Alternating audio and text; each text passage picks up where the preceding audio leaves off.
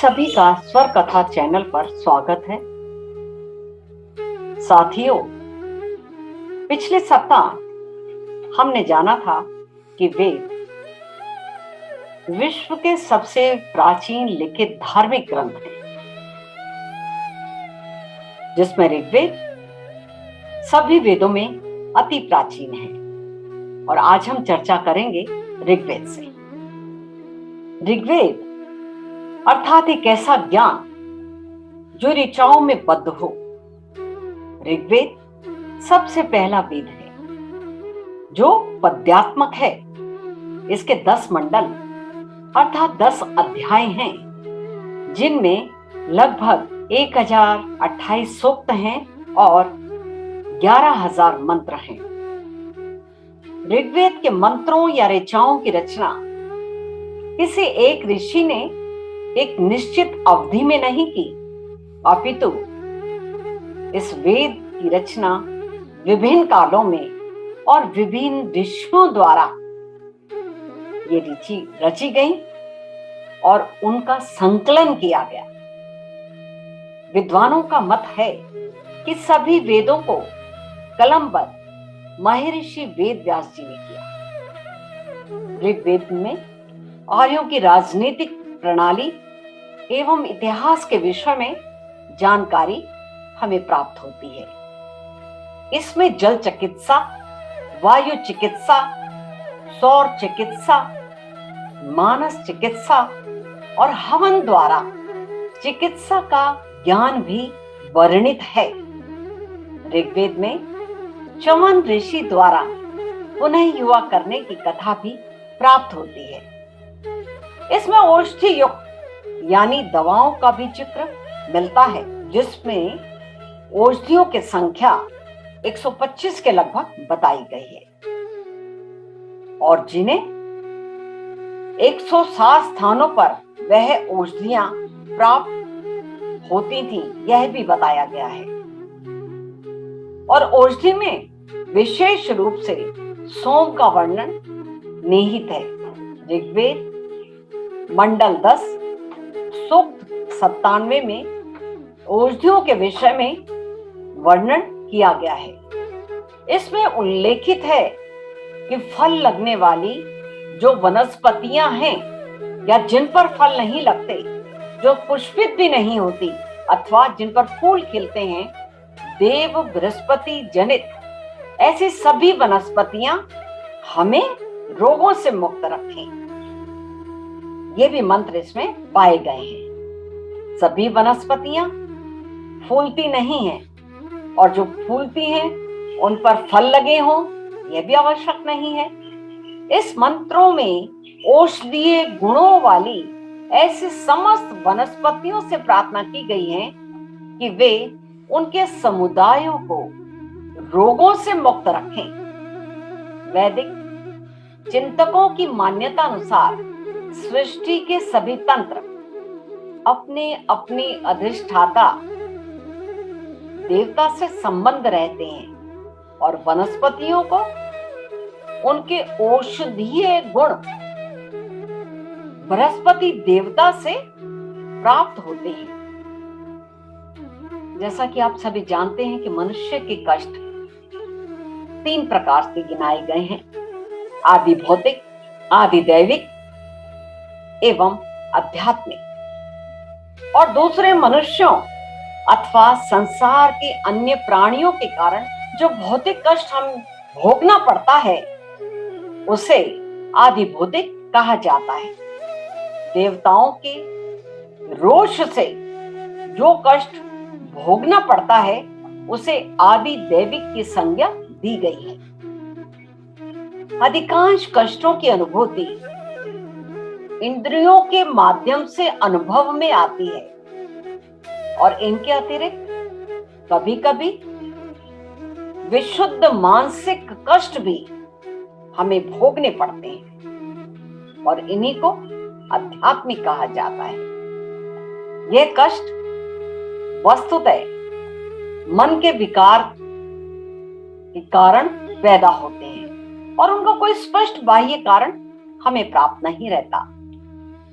उक्त मंत्रों में इन सभी प्रकार के कष्टों से मुक्ति की प्रार्थना की गई है। शाप जनित कष्ट उसे भी समझाया जा सकता है जो दूसरों के द्वारा कर्मणा अर्थात वाचा से किसी को पहुंचाया जाता है। दूसरे के अहित की भावना भी कदाचित कष्ट का कारण बन सकती है।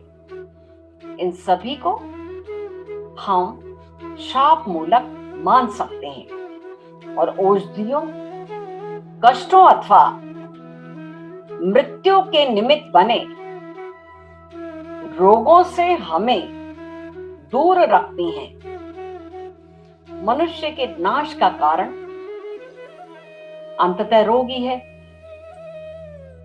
और जिन्हें औषधियां दूर करती हैं। निरोग व्यक्ति ही दीर्घ जीवित हो सकता है और वही व्यक्ति अपने समाज एवं देश के लिए फलदायी कार्य करने में हमेशा समर्थ होता है।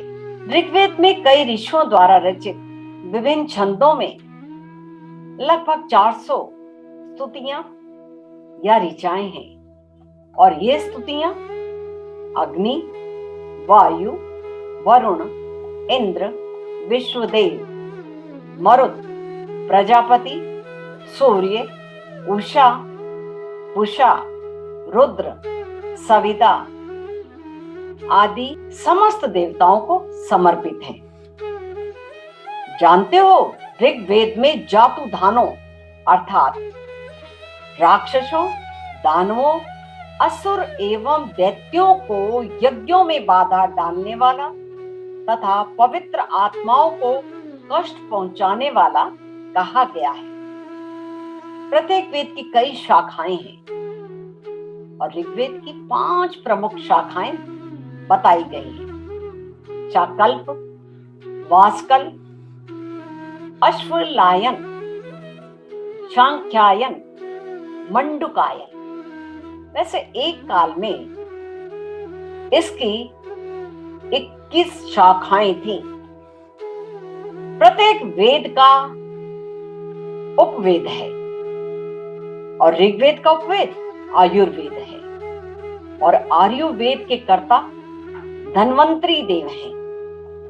ऋग्वेद के उपनिषद वर्तमान में ऋग्वेद के 10 उपनिषद पाए जाते हैं। संभवतः इनके नाम ये हैं: ऐतरेय, आत्मबोध, कौशीतकी, मुद्गल, निर्वाण, नाद बिंदु, अक्षमाया, त्रिपुरा, ब्रह्म वरुका और सौभाग्य लक्ष्मी। ऋग्वेद के 2 ब्राह्मण ग्रंथ भी हैं: ऐतरेय ब्राह्मण, शेषिरी यश कल शाखा और दूसरा कौशीतकी यानी सांख्यायन ब्राह्मण, जिसे वाशकल शाखा भी कहा गया है। श्रोताओं को मैं यह आपको सूचित कर दूं कि यहाँ पर ब्रह्म का जो शाब्दिक अर्थ है यज्ञ, अर्थात यज्ञ के विषयों को अच्छी तरह से प्रतिपादित करने वाले ग्रंथ ही ब्राह्मण ग्रंथ कहे गए हैं। ब्राह्मण ग्रंथों में सर्वथा यज्ञों की वैज्ञानिक, आदि भौतिक तथा आध्यात्मिक मीमांसा प्रस्तुत की गई है और प्रत्येक वेद संहिता के अपने अपने ब्राह्मण होते हैं। आरण्यक हिंदू धर्म के पवित्रम और सर्वोच्च ग्रंथ वेदों का गद्य वाला खंड है और इसमें दर्शन और ज्ञान की बातें लिखी हुई हैं। वेद, मंत्र तथा ब्राह्मण को सम्मिलित करने का अभिधान भी ऋग्वेद में प्राप्त है और इस समय 7 आरण्यक ग्रंथ उपलब्ध हैं और ऋग्वेद के आरण्यक, ऐतरेय और कौशितकी, ये दोनों इन्हीं नामों वाले ब्राह्मण ग्रंथों के अंग हैं। ऋग्वेद के संबंध में थोड़ी सी और जानकारी मैं आपसे साझा कर रही हूं। ऋग्वेद के कई सूक्तों में विभिन्न वैदिक देवताओं की स्तुति करने वाले मंत्र भी जाने जाते हैं। ऋग्वेद में 33 देवी देवताओं का उल्लेख है। इस वेद में सूर्या, उषा तथा आदिति जैसी देवियों का वर्णन भी किया गया है। इसमें अग्नि को आशीर्ष्या, अपात, घृतमुख, घृतपृष्ठ, घृतलोम, अर्चिलोम तथा वभ्रलोम कहा गया है। इसमें इंद्र को सर्वमान्य तथा सबसे अधिक शक्तिशाली देवता माना गया है। इस वेद में बहुदेववाद, एकश्वर्यवाद, एकात्मवाद का उल्लेख भी किया गया है। ऋग्वेद के नास्तीय सूक्त ऋग्वेद के 10वें मंडल का 129वां सूक्त है। इसका संबंध ब्रह्मांड विज्ञान और ब्रह्मांड की उत्पत्ति के साथ माना जाता है और यह सूक्त ब्रह्मांड के निर्माण के बारे में काफी सटीक तथ्य हमें बताता है और यह सूक्त मुख्य रूप से इस तथ्य पर आधारित है कि ब्रह्मांड की रचना कैसे हुई होगी। इसमें निर्गुण ब्रह्म का भी वर्णन किया गया है। इस वेद में आर्यों के निवास स्थल के लिए सर्वत्र सप्त सिंधव शब्द का प्रयोग हुआ है। इनमें से कुछ अनार्यों जैसे पिसाकास, सीमिया आदि के नामों का भी उल्लेख हुआ है। इनमें अनार्यों के लिए व्रत अर्थात व्रतों का पालन न करने वाला, मृद्वाच अर्थात अस्पष्ट वाणी बोलने वाला, अनास अर्थात चपटी नाक वाला कहा गया है। और जानते हो, इस वेद में लगभग 25 नदियों का भी उल्लेख किया गया है, जिनमें सर्वाधिक महत्वपूर्ण नदी सिंधु का वर्णन मिलता है। सर्वाधिक पवित्र नदी सरस्वती को माना गया है तथा इसमें सरस्वती का भी उल्लेख कई बार हुआ है। इसमें गंगा और यमुना का भी उल्लेख है। ऋग्वेद में राजा का पद वंशानुगत होता था। ऋग्वेद में वाय शब्द का प्रयोग जुलाहा तथा ततर शब्द का प्रयोग गर्गा के अर्थ में हुआ है, जिससे हमें यह ज्ञात होता है कि भारतवर्ष में वस्त्र बुनने की यह कला कितनी प्राचीन है। अस्तो मा सद्गमय, यह वाक्य भी ऋग्वेद से लिया गया है। सूर्य सवृत को संबोधित गायत्री मंत्र ऋग्वेद में उल्लेखित है।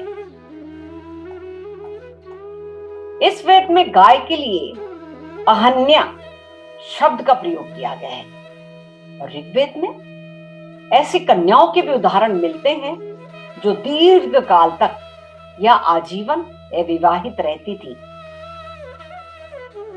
इन कन्याओं को अमाजु कहा जाता था।